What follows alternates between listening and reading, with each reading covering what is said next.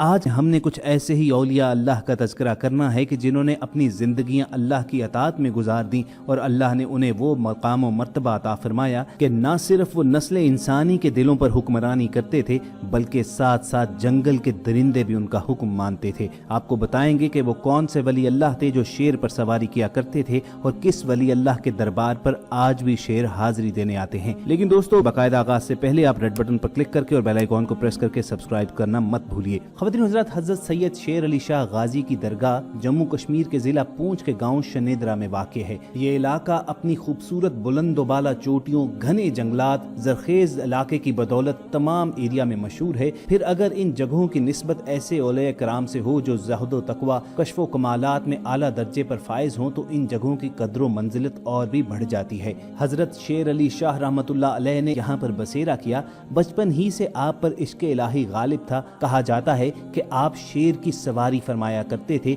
इसी निस्बत से आप शेर अली शाह के नाम से मौसूम हो गए। आप सैरो सयाहत करते रहते और दौरान सयाहत आप इस्लाम की तरवीजो अशात भी करते रहे। आप बुलंद पाया बुजुर्ग रहे हैं। आपकी तालीमात का लुब्बे लबाब नफ्स कशी, गोशा नशीनी, तवक्कुल बर खुदा, कनात और सब्र व रज़ा थी। अल्लाह के हुजूर उनकी इबादत देखकर और उसके रसूल सल्लल्लाहु अलैहि वसल्लम से इनकी मोहब्बत देखकर ही लोग इन पर फिदा होना शुरू हुए। आप ना सिर्फ लोगों के दिलों पर हुक्मरानी करते थे बल्कि आपका हुक्म जंगली दरिंदों पर भी चलता था। आप शेर की सवारी फरमाया करते थे। एक मर्तबा आप करीबी गांव मखियाला में गए, वहां पानी दस्तयाब न होता था और आप शेर की सवारी से उसी दिन जंगल से चले आ रहे थे। रास्ते में प्यास महसूस हुई तो अपने मुरीद को अपना असा दिया और हुक्म दिया कि पत्थर पर असा को खटखटाओ। ऐसा करने से वहां अल्लाह ताला के फजल से एक चश्मा फूटा और आज तक वही पानी लंगर के लिए इस्तेमाल होता है और दीगर मकामी लोग भी इसे इस्तेमाल करते हैं। ख़वातीन हज़रात, अल्लाह ताला के इस वली का इंतकाल 1262 हिजरी में हुआ था। मखियाला में आपकी आखिरी आरामगाह मुतय्यन हुई थी। कहा जाता है कि आपके इंतकाल के बाद आपके उन पालतू शेरों को आजाद कर दिया गया था, मगर उन शेरों की नस्लें आज भी आपकी दरगाह पर आकर हाजिरी दिया करती हैं। कुछ अर्सा कबल सोशल मीडिया पर ऐसी ही एक वीडियो वायरल हुई थी कि जिसमें शेरों का एक जोड़ा एक दरगाह पर आकर हाजिरी दे रहा था। ये मनाजिर देखने वाले लोगों की दो मुख्तलिफ आरा थी। कुछ लोगों की राय में वाज़े तौर पर देखा जा सकता है कि शेर दरगाह पर मजार को चूम रहे हैं, जबकि बहुत से लोगों का कहना यह था कि ये जंगली शेर हैं जो खुराक की तलाश में भटक कर यहाँ पर निकल आए हैं और इसके अलावा यहाँ पर कोई करामत नहीं है। लेकिन बहरहाल जितने मुंह उतनी बातें। ख़वातीन हज़रात, ये मामला हम आप पर छोड़ते हैं। कमेंट सेक्शन में हमारी रहनुमाई जरूर कीजिएगा।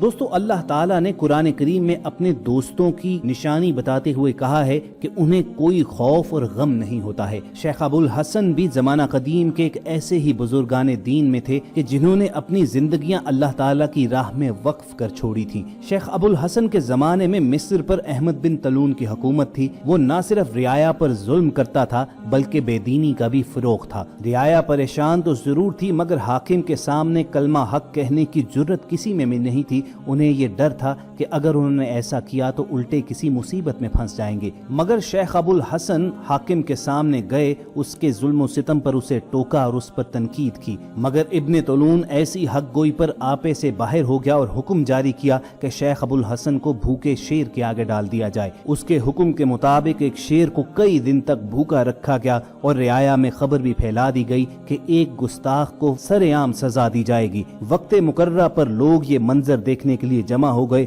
लोगों में शेख अबुल हसन के शागिर्द रशीद भी शामिल थे। बादशाह के हुक्म के मुताबिक उस रोज मैदान सजाया गया। शेख अबुल हसन को वहां पर खड़ा किया गया और फिर उन पर भूखे शेर को छोड़ दिया गया। रियाया ने ये देखा कि वो शेर तेजी से आपकी जानिब भागता हुआ तो आया मगर आपके करीब पहुंचकर आपके जिस्म को सूंघना शुरू कर दिया और फिर यूं लगा कि जैसे कोई गैबी ताकत उसे शेख अबुल हसन से दूर कर रही है और वो चंद कदम हटकर अदब के साथ बैठ गया। ये मंजर देखकर मैदान में अल्लाह अकबर की सदाएं बुलंद होना शुरू हो गई। इब्ने तलून ने ये नजारा देखा तो फौरी तौर पर उठकर वहां से चला गया और शेख अबुल हसन को रिहा कर दिया गया। उनके शागिर्दों ने उनसे आकर सवाल पूछा कि जब भूखा शेर आपकी जानिब हमले के लिए बढ़ रहा था तो क्या उस वक्त आपको खौफ महसूस हुआ था? शेख अबुल हसन ने जवाब दिया कि अल्लाह की कसम मुझे किसी किस्म का खौफ नहीं था। मैं तो उस वक्त ये सोच रहा था कि इस दरिंदे के मुंह से निकलने वाली झाग क्या मुझे नापाक कर देगी और क्या मैं अपने अल्लाह और उसके महबूब का जिक्र यूं ही करता रहूंगा या नहीं।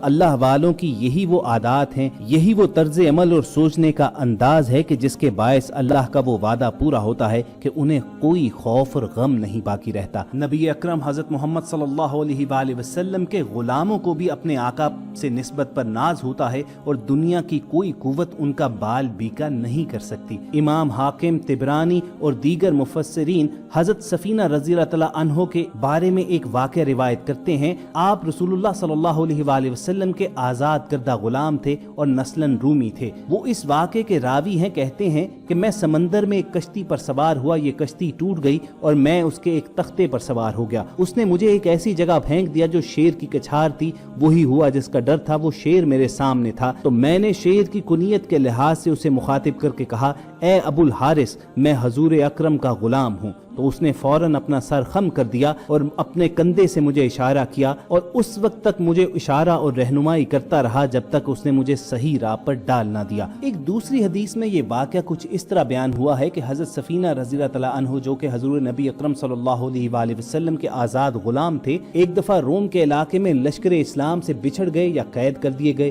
وہ وہاں سے بھاگے تاکہ لشکر سے مل سکیں کہ اچانک ان کے سامنے ایک شیر آ گیا۔ انہوں نے اس سے کہا، اے ابو حارث، میں حضور نبی اکرم صلی اللہ علیہ وآلہ وسلم کا غلام ہوں اور میرا معاملہ اس طرح ہے کہ میں لشکر سے بچھڑ گیا ہوں۔ یہ سننا تھا کہ شیر فوراً دم ہلاتا ہوا ان کی طرف آیا اور ان کے پہلو میں کھڑا ہو گیا۔ جب بھی وہ کسی اور درندے کی آواز سنتا تو فوراً حضرت سفینہ کے آگے آ جاتا، اور جب خطرہ ٹل جاتا تو پھر واپس آ جاتا اور ان کے پہلو میں چلنا شروع کر دیتا۔ وہ اسی طرح ان کے ساتھ چلتا رہا یہاں تک کہ وہ لشکر میں پہنچ گئے، اور اس کے بعد وہ شیر واپس لوٹ آیا۔ تو دوستو، یہ تھے اللہ والوں کے چند واقعات جو آپ کے سامنے رکھنے تھے۔ امید کرتے ہیں کہ آپ کو ہماری یہ کاوش پسند آئی ہوگی۔ اس ویڈیو کو لائک کر کے فیس بک اور واٹس ایپ کے ذریعے دوسرے لوگوں کے ساتھ شیئر کیجیے، اور اللہ تعالیٰ کے حضور یہ ہر دم دعا کیا کیجیے کہ جب تک ہماری سانسیں چل رہی ہیں تو ہماری زندگیاں اللہ کے احکامات اور رسول کریم صلی اللہ علیہ وآلہ وسلم کی تعلیمات و حیات کی تقلید ہی میں گزریں، اور جب ہمارا اس جہاں سے رخصت ہونے کا وقت آئے تو ہمارا خاتمہ بالایمان ہو جائے۔